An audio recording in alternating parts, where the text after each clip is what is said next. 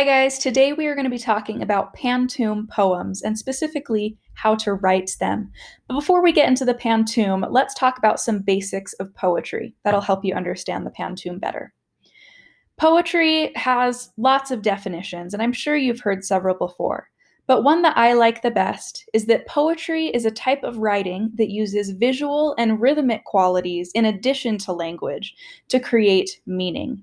You're familiar with writing, you've written text messages, posts, essays, all those sorts of things.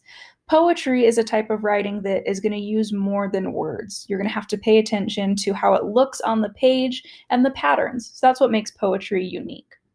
One thing that's important to know is that not all poems rhyme. Sometimes my students get frustrated with poems because they think every single poem has to rhyme, and that's really annoying, and nothing rhymes with orange. No, not all poems rhyme. There are many different types and forms of poetry.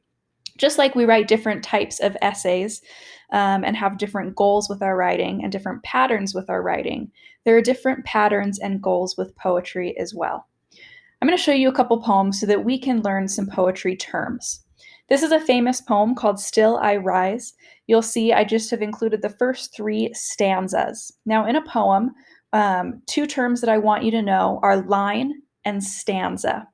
Stanza is like a paragraph for a poem. You'll see that this part of the poem is broken into three stanzas. Think of it as like a poetic paragraph, okay?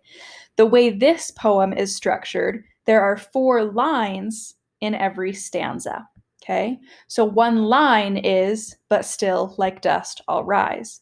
One line is, you may write me down in history. You'll notice at the end of each line, we have different types of punctuation. One line does not equal one sentence. That's one thing that's interesting about poetry. In fact, the first 4 lines, that first stanza, is one sentence all by itself. The second stanza has 3 different sentences in it, okay? This particular poem has a pattern where there are 4 lines for every stanza. This poem also does have some rhymes, and it's a very specific rhyme pattern. The second line and the fourth line of each stanza rhyme. So we have lies and rise, gloom and room, tides and rise. That's the rhyme pattern that this poem uses. This is another famous poem called The Red Wheelbarrow. It's really famous, and I wish that I understood it better because I don't quite understand why it's so famous, but it is a fun poem to look at regardless. You notice there's no capitalization. That's something that's interesting with poetry, is the rules are a little bit different. In this poem, you'll see there are 2 lines in every stanza. Remember, stanza is like our poem's paragraph, okay? And you'll notice there's no punctuation at all in this poem. It just says, so much depends upon a red wheelbarrow glazed with rainwater beside the white chickens. So again, we have 2 lines per stanza. So now that you have some basic poetry knowledge, we're going to talk about a specific type of poem called a pantoum. A pantoum was created by Malaysian poets and it was adapted by French poets, and it's a form that is often imitated in English now. It has multiple stanzas, okay? Remember, a stanza is like our poetic paragraph. So a pantoum has multiple stanzas, and each stanza has 4 lines, just like this poem, Still I Rise. Each stanza has 4 lines. A pantoum usually doesn't rhyme. Sometimes it does. If you choose to make it rhyme, you can, but pantoums usually do not rhyme. What makes a pantoum especially unique is that the second and fourth lines of each stanza are the first and third lines of the next stanza. And the last line of a pantoum is often the same as the first line. So the lines in the poem repeat. You'll see them again and again. So we're going to look at some examples, okay? This was written by Sally Ann Roberts. It's called It All Started with a Packet of Seeds. I'm just going to read the first 2 stanzas to you, and I want you to notice the repetition. It all started with a packet of seeds to be planted with tenderness and care. At the base of an oak, free from all weeds, they will produce such beauty and flair.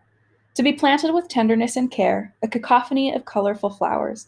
They will produce such beauty and flair with an aroma that can continue for hours. You'll notice that this author decided to make this Pantoum rhyme, okay? So there is a rhyme pattern there. The first and second lines rhyme, and the first and third lines rhyme, and the second and fourth lines rhyme. But you also see in the very first stanza, our second line is to be planted with tenderness and care. And then that's the first line of the second stanza. In the first stanza, the fourth line is, they will produce such beauty and flair, and we see that line in the third stanza. If you'd like to read more of this poem, go ahead and pause so you can read it now. Another poem I want to show you is called I Hate Pantoums by Paul Hansford. He wrote this in May 2016. Okay, and again, I'm just going to read the first two stanzas for you, and I want you to watch for that pattern of repetition. I hate pantoums and villanelles because I'm very easily bored when a poem goes on and tells the things that have been said before. Because I'm very easily bored, I get impatient for lots of stuff. The things that have been said before don't need repeating, once is enough.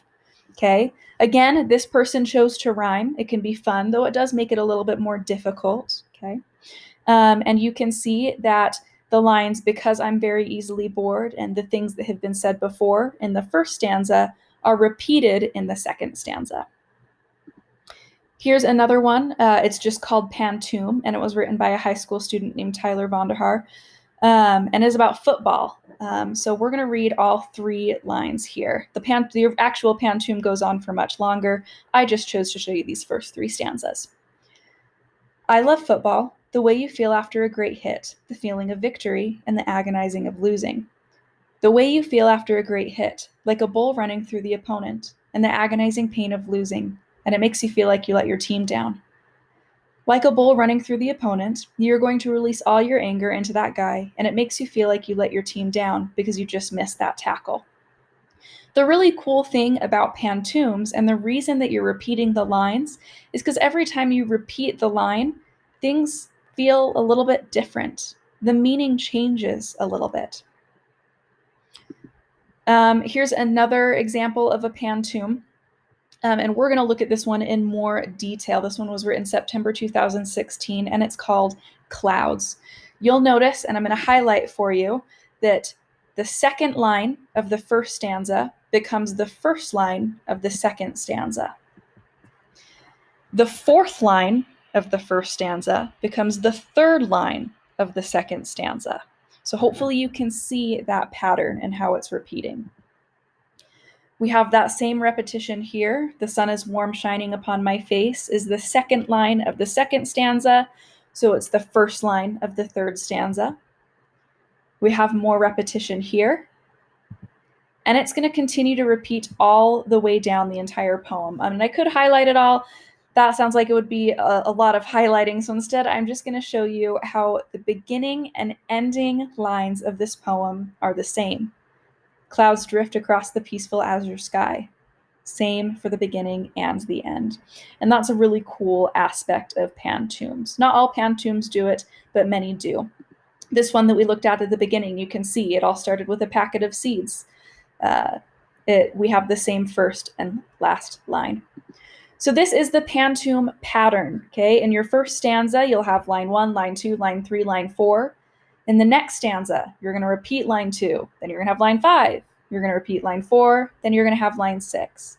In the third stanza, you would repeat line 5, have line 7, repeat line 6, have line 8, and you're going to go on and on and on until you have decided that you are done with your pantoum. Pantoums can be as long as you would like. Hopefully this video helps you understand pantoums better. Good luck, because you are going to be writing one, and I'm excited.